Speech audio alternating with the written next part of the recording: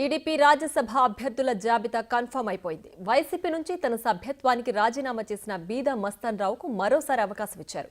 పారిశ్రామికవేత్త సానా సతీష్ ను పెద్దల సభకు పంపాలని టీడీపీ అధినేత చంద్రబాబు నిర్ణయించారు.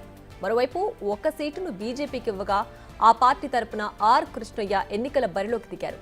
వీళ్ళు ముగ్గురు మంగళవారం నామినేషన్ వేయనున్నారు.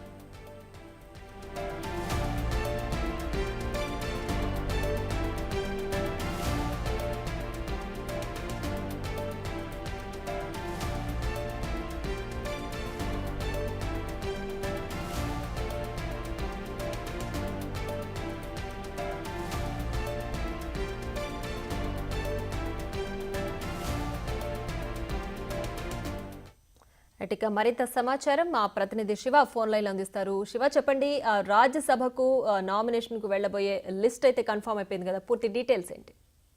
మొత్తం మీద చూసుకుంటే రాజ్యసభకు సంబంధించి కూడా 3 స్థానాలు ఖాళీ అవడం జరిగింది.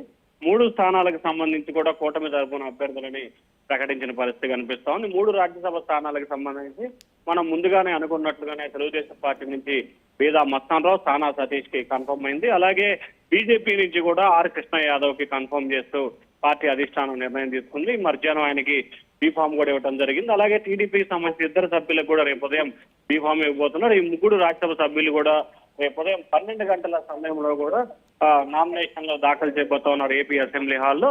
ఆ తర్వాత నాగబాబుకు వాస్తవంగా రాజ్యసభ స్థానం ఇవ్వాలని చెప్పి ప్రభుత్వం అయితే కూటమి నేతలు అయితే నిర్ణయం తీసుకున్నారు. కానీ అనూహ్యంగా ఏదైతే రాజ్యసభ స్థానానికి సంబంధించి సంవత్సరం 6 నెలలే ఉన్న నేపథ్యంలో కూడా మరొకసారి అవకాశం ఇవ్వాలని చెప్పి మొదట భావించారు. కానీ ఏదైతే జనసేన కోటాలో మరొక మంత్రి పదవిని నాగబాబుకి ఇవ్వాలని చెప్పి కూడా జనసేన అధినేత పవన్ కళ్యాణ్ నిర్ణయం తీసుకోవడం జరుగుతుంది. దానిలో భాగంగానే ఏదైతే పవన్ కళ్యాణ్ సంబంధించిన పాటుగా నాగబాబు కూడా ఏపీ కేబినెట్ లో స్థానం ఇవ్వబోతున్నట్లు కూడా తెలుస్తా ఉంది. ప్రియా, రైట్ శివ, అయితే మరోవైపు డిప్యూటీ సీఎం పవన్ కళ్యాణ్ సోదరుడు నాగబాబు రాష్ట్ర కేబినెట్ లో చేరే అవకాశం ఉందని తెలుస్తోంది. జనసేన తరపున ఆయన మంత్రిగా బాధ్యతలు తీసుకుంటారని కూడా చెప్తున్నారు.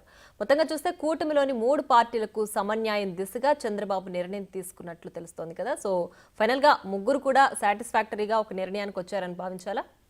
ఖచ్చితంగా, ఎందుకంటే రాజ్యసభ స్థానాలకు సంబంధించి కూడా మొదటి నుంచి కూడా భారతీయ జనతా పార్టీకి రాజ్యసభ స్థానం లేదు, జనసేన 1, టీడీపీకి 2 అని చెప్పి అనుకున్నారు.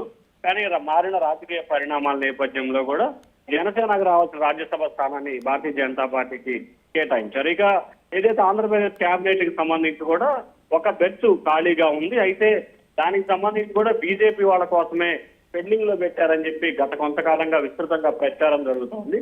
సో ఈ నేపథ్యంలో బీజేపీ కోసం ఏదైతే కేబినెట్ లో పెండింగ్ ఉన్నదో దాన్ని తిరిగి జనసేనకు ఇవ్వాలని చెప్పి కూడా భావిస్తున్నట్టు తెలుస్తా ఉంది. జనసేన కోటాలో నాగబాబుకి ఎమ్మెల్సీని త్వరలో నాగబాబుని ఎమ్మెల్సీని చేసి ఆ తర్వాత ఆయన రాష్ట్ర కేబినెట్ లో మంత్రిగా తీసుకోబోతున్నట్లు కూడా తెలుస్తా ఉంది. ఇప్పటికే జనసేనకి సంబంధించి కూడా 3 పవన్ కళ్యాణ్ తో కలిపి 3 కేబినెట్ మంత్రులు ఉన్నారు. తాజాగా త్వరలో నాగబాబును కూడా మంత్రిగా చేస్తారు కాబట్టి ఏపీ కేబినెట్ లో 4 మంత్రులు ఉండబోతున్నట్లు కూడా తెలుస్తా ఉంది. అయితే వచ్చే సంవత్సరం మార్చి లోపు కూడా నాగబాబుని శాసన మండలి ఎమ్మెల్సీ అభ్యర్థిగా చేసి కేబినెట్ లో తీసుకునే అవకాశాలు అయితే కనిపిస్తా ఉన్నాయి. Priya, right Shiva, thanks for the updates.